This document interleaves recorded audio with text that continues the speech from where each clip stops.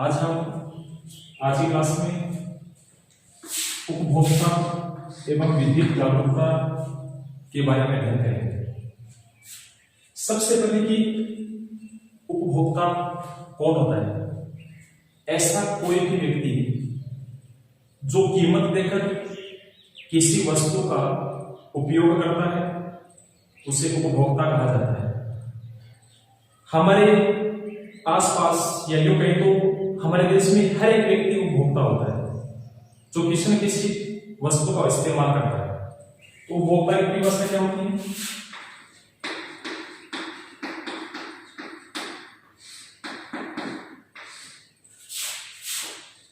कीमत देकर वस्तु का उपभोग या उपयोग करने वाले व्यक्ति को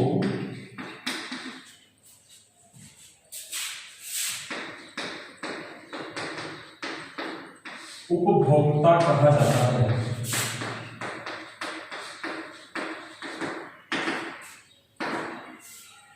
यानी ऐसा कोई भी व्यक्ति जो कीमत देता है उसके बाद में वस्तु का इस्तेमाल करता है वह व्यक्ति उपभोक्ता कहलाता है।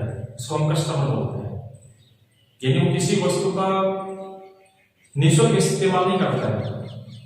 अगर उसके पास में कोई वस्तु आ रही है तो वस्तु की कीमत अदा करता है, उसकी कीमत को चुकाता है। जैसा कि मैंने आपको पहले बताया, हमारे देश में या दुनिया में हर एक व्यक्ति किसी न किसी वस्तु का उपभोक्ता होता है। वो कीमत देकर वस्तु खरीदता है, लेकिन वो कहीं ना कहीं ठगा जाता है। चाहे वो जमाखोरी के रूप में हो, कालाबाजारी के रूप में हो, चाहे उसे कम सामान कम तौल पर वस्तु प्रदान की जाती हो, घटिया वस्तु से उपलब्ध हो सकती है। तो हर एक व्यक्ति कहीं ना कहीं शोषण का शिकार होता है। और इसके लिए हमारे देश में लगभग 1986 से पहले ऐसा कोई ठोस कानूनी प्रावधान नहीं था। मान लीजिए कि एक व्यक्ति है, वो किसी वस्तु का इस्तेमाल कर रहा है, उसने किसी दुकानदार से कोई वस्तु खरीदी है और वस्तु को खरीदने के बाद में जब वो उस वस्तु का इस्तेमाल करता है तो उससे या तो उस वस्तु से नुकसान होता है। नुकसान कई प्रकार का होता है। उसे शारीरिक नुकसान भी हो सकता है, उसे मानसिक नुकसान भी हो सकता है। मानसिक रूप से भी वो अपने आप को मतलब ठगा हुआ महसूस कर सकता है, उससे अधिक कीमत वसूली जा सकती है। तो ऐसी स्थिति में वो उस दुकानदार या उस कंपनी के खिलाफ कहां शिकायत करे? ऐसा कोई कानूनी प्रावधान नहीं था। इसलिए सबसे पहले हमारे देश में एक कानून पारित किया गया था जिसको उपभोक्ता संरक्षण अधिनियम, ये 1986 में पारित हुआ था। 24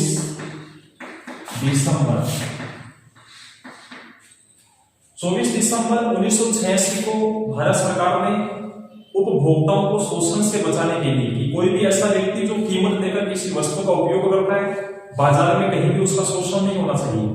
इसके लिए उसे कानूनी प्रावधान मिला और ये 24 दिसंबर 1986 को पारित किया गया था। इसलिए आज भी हमारे देश में राष्ट्रीय उपभोक्ता दिवस 24 दिसंबर को मनाया जाता है। बहुत बार एक क्वेश्चन पूछ लेते हैं, उपभोक्ता संरक्षण अधिनियम कब पारित किया गया था या राष्ट्रीय उपभोक्ता दिवस कब मनाया जाता है? 24 दिसंबर। और अगर ये पूछे राष्ट्रीय उपभोक्ता संरक्षण अधिनियम कब पारित हुआ था तो 1986, 24 दिसंबर 1986। इसको शॉर्ट में कोबरा कहते हैं। देखो कोबरा का मतलब क्या होता है? कई बार पूछते हैं कोबरा का पूरा नाम क्या है? कोबरा का मतलब होता है CO, इससे बनता है कस्टमर यानी कंज्यूमर। PR से बनता है प्रोटेक्शन सुरक्षा, A से बनता है एक्ट यानी अधिनियम। इसको कंज्यूमर प्रोटेक्शन एक्ट भी बोलते हैं। ठीक है, ये एक नंबर का क्वेश्चन पूछते हैं कि उपभोक्ता संरक्षण अधिनियम जिसको शॉर्ट में कोबरा कहा जाता है। कोबरा क्या है? Consumer protection act 1986। ये एक उपभोक्ता संरक्षण अधिनियम जो हमारे देश में पारित किया गया था। इसके अंतर्गत उपभोक्ता को कुछ कानूनी प्रावधान प्रदान किए गए थे, उसे कुछ राइट्स मिले थे, उसे कुछ ऐसी शक्तियां मिली, उसे कुछ ऐसे अधिकार प्रदान किए गए जिनका इस्तेमाल करते हुए उपभोक्ता अपने आप को ठगी से बचा सकता है। अब ये कौन कौन से अधिकार थे, तो यहां मतलब आपको उपभोक्ता के अधिकार,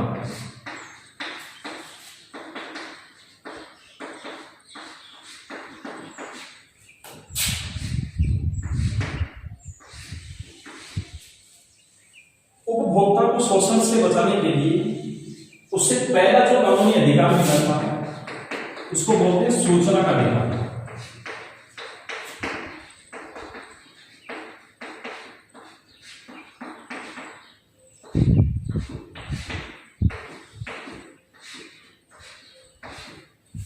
सूचना का अधिकार क्या है?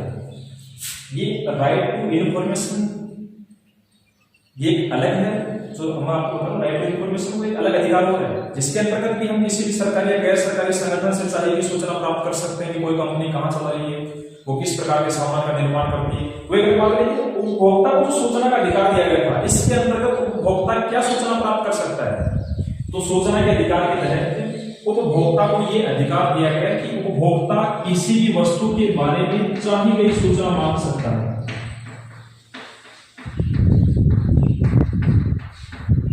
आप बाजार में वस्तु खरीदने के लिए जा रहे हैं, आप दुकानदार से किसी वस्तु की मांग करते हैं, दुकानदार आपको वस्तु दिखाता है, आप उस वस्तु के बारे में सवाल कर सकते हैं, आप वस्तु के बारे में चाही गई सूचना दुकानदार से मांग सकते हैं, दुकानदार आपको मना नहीं कर सकता कि मैं इसके बारे में कोई भी जानकारी आपको नहीं दूंगा। आप दुकानदार से पूछ सकते हैं कि वस्तु कब बनी, ये वस्तु कहां पर बनी, इस वस्तु के उपयोग की अंतिम तिथि क्या है, यानी इसकी एक्सपायरी डेट क्या है, इस वस्तु में कौन कौन सी क्वालिटियां हैं, किस प्रकार के मतलब इस वस्तु के अंतर्गत जो भी गुण हैं, ये जानकारियां आप दुकानदार से मांग सकते हैं, दुकानदार आपको मना नहीं कर सकता।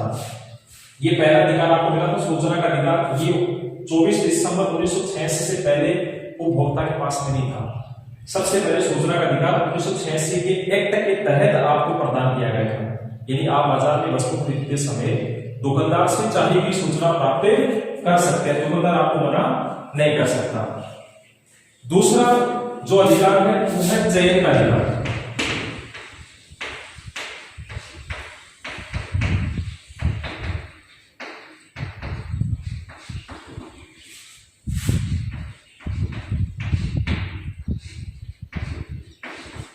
देखो, चयन का मतलब होता है कि अनेक वस्तुओं में से किसी एक वस्तु को चुनना, श्रेष्ठ वस्तु को चुनना। पहले क्या होता, उपभोक्ता नासमझ होता था, वो अनपढ़ होता था, अज्ञानतावश दुकानदार उसका शोषण करते थे, उसको वस्तु के बारे में पूरा ज्ञान नहीं होता था, इसलिए वो जब भी दुकानदार के पास में जाता था, दुकानदार उसको घटिया वस्तु उपलब्ध करवा देता था। लेकिन अब सूचना के अधिकार के बाद में चयन का अधिकार, इस प्रकार के जो अधिकार उसको प्रदान किए गए, उसके बाद में दुकानदार किसी भी व्यक्ति का शोषण नहीं कर सकता। और जब भी कोई उपभोक्ता दुकानदार के पास में वस्तु की डिमांड करता है, दुकानदार उसको वस्तु दिखाता है। मान लीजिए कि वो वस्तु उपभोक्ता जो ग्राहक होता है उसको अगर पसंद नहीं आती है, तो ग्राहक या उपभोक्ता दुकानदार से और वस्तुओं की मांग कर सकता है। मान लीजिए कि आप दुकान पर कोई इस्त्री या जो प्रेस, कोई भी इलेक्ट्रॉनिक सामान, प्रेशर कुकर या फ्रिज या ऐसा कोई भी सामान आप दुकानदार से लेने के लिए जाते हैं। ऐसी स्थिति में मान लीजिए कि वो सामान आपको पसंद नहीं आता है, आपको अच्छा नहीं लगा, आप दुकानदार से दूसरी कंपनी का या अच्छी ब्रांड का कोई भी सामान मांग सकते हैं कि आप दूसरा देखो। दुकानदार आपको मना नहीं कर सकता, क्योंकि उपभोक्ता संरक्षण अधिनियम के तहत आपको चयन का अधिकार दिया गया है कि उपभोक्ता श्रेष्ठ वस्तु का चयन कर सकता है। अनेक वस्तुओं में से जो वस्तु श्रेष्ठ होती है, उस वस्तु के उपयोग करने का अधिकार उपभोक्ता को प्रदान किया गया है। यहां पर श्रेष्ठ वस्तु का चयन,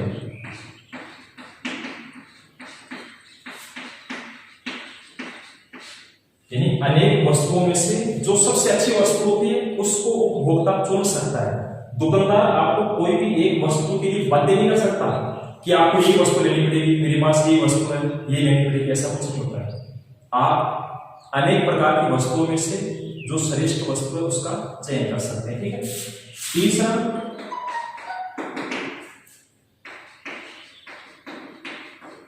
सुरक्षा का अधिकार।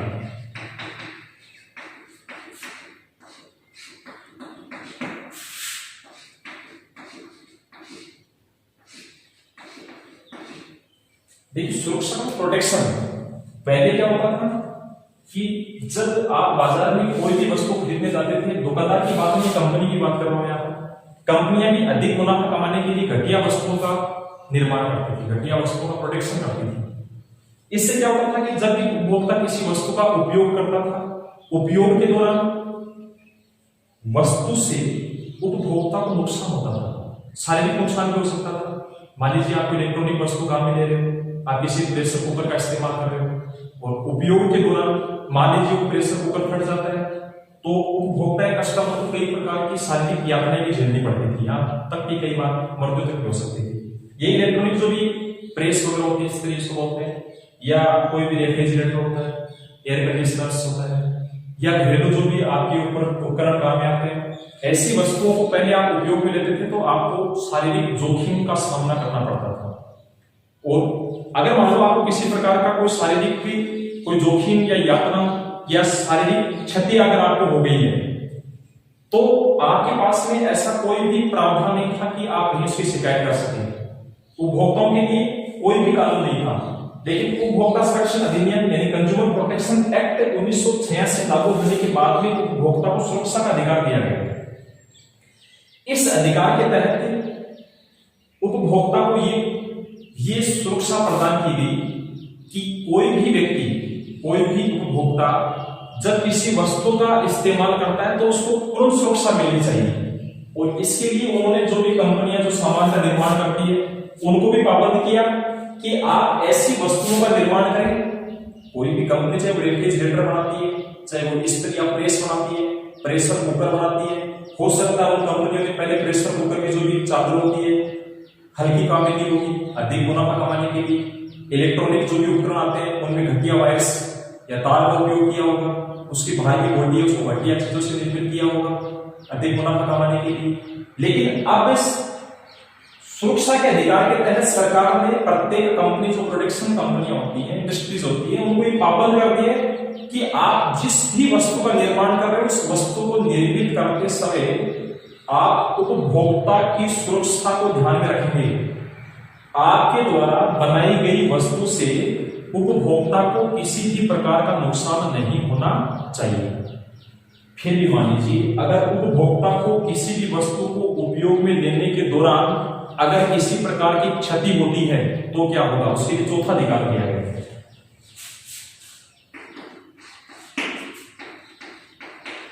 क्षतिपूर्ति का अधिकार।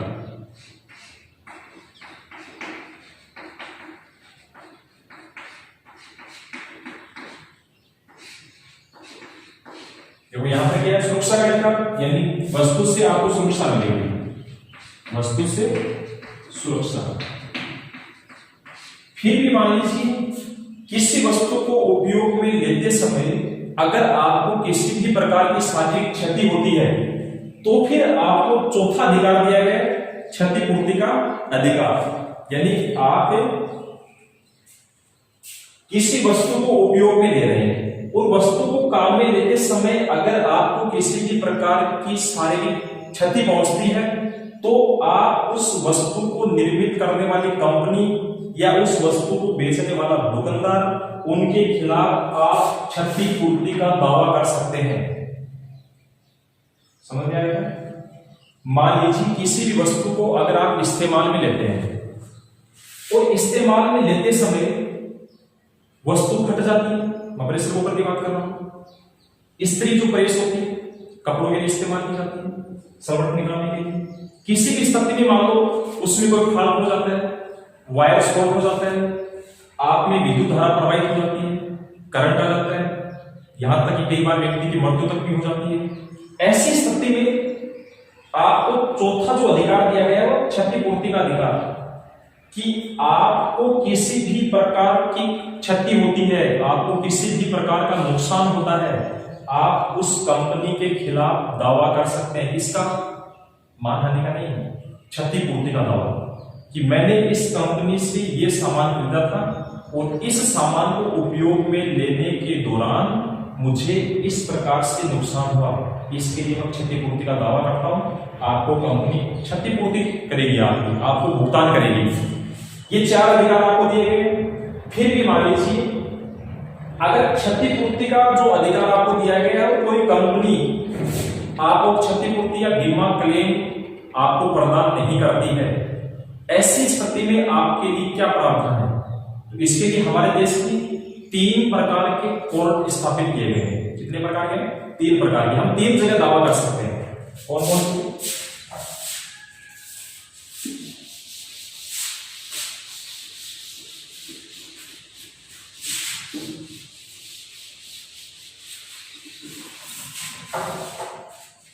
इसके लिए हमारे देश में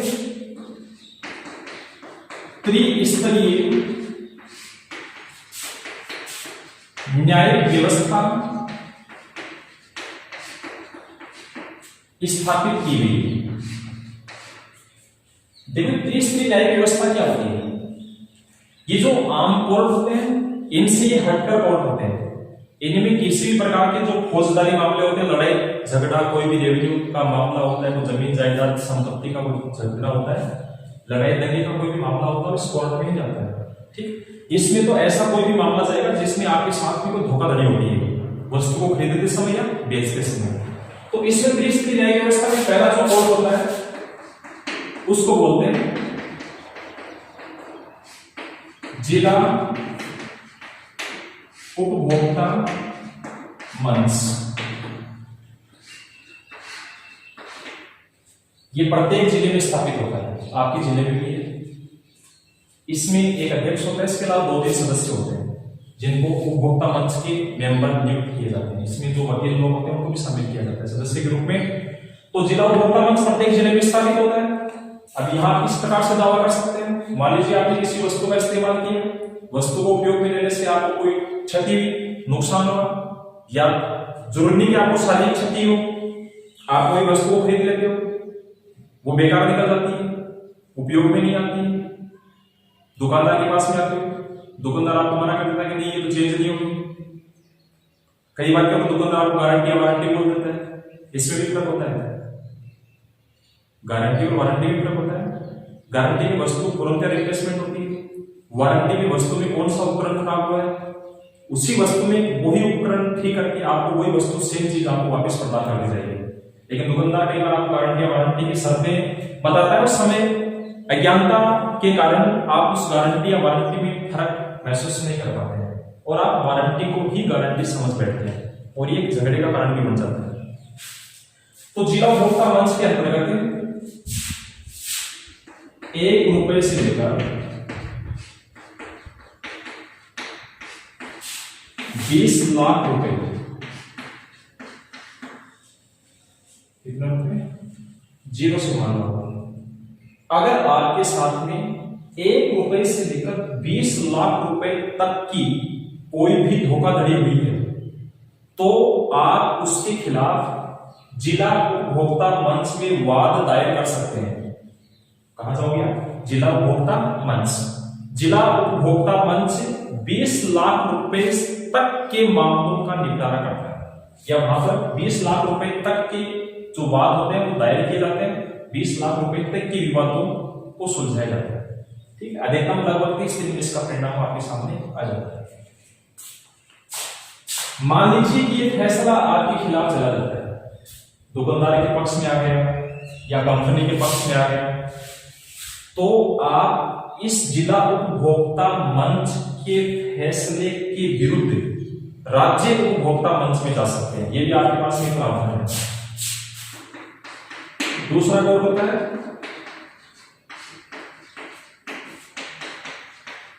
राज्य उपभोक्ता मंच या आयोग।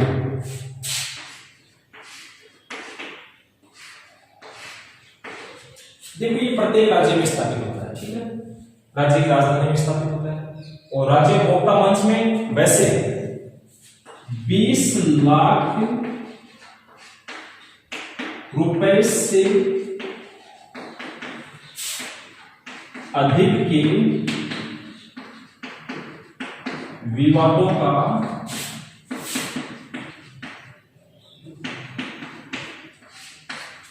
निपटारा किया जाता है। दोबारा देखना, पहला जिला उपभोक्ता मंच 1 रुपए से लेकर 20 लाख रुपए तक की कोई भी आपके साथ में धोखाधड़ी होती है तो आप उसके खिलाफ, उस कंपनी के खिलाफ, उस दुकानदार के खिलाफ जिला उपभोक्ता मंच में आप शिकायत दर्ज करते हैं। ये लगभग 30 दिन में आपको कंफर्म फैसला दे देता है।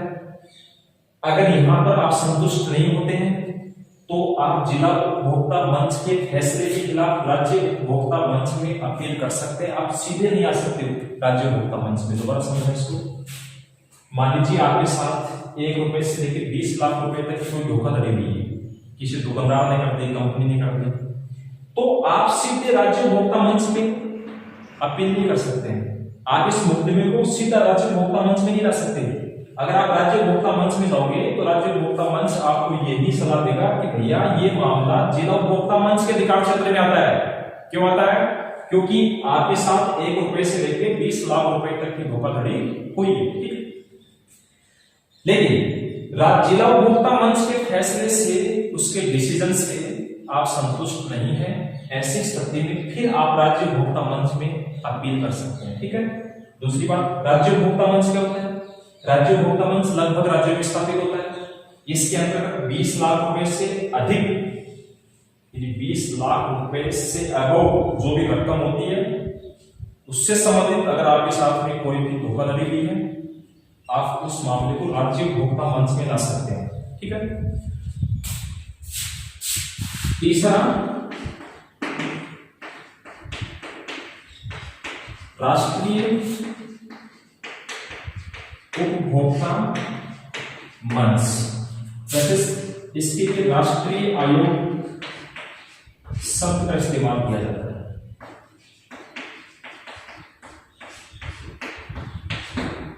देखिए ये क्या होता है, ये देश की राजधानी में स्थापित है, इसका कार्यालय दिल्ली में है। हमारे देश में एक राष्ट्रीय उपभोक्ता मंच है। इसके अंतर्गत 1 करोड़ रुपए से अधिक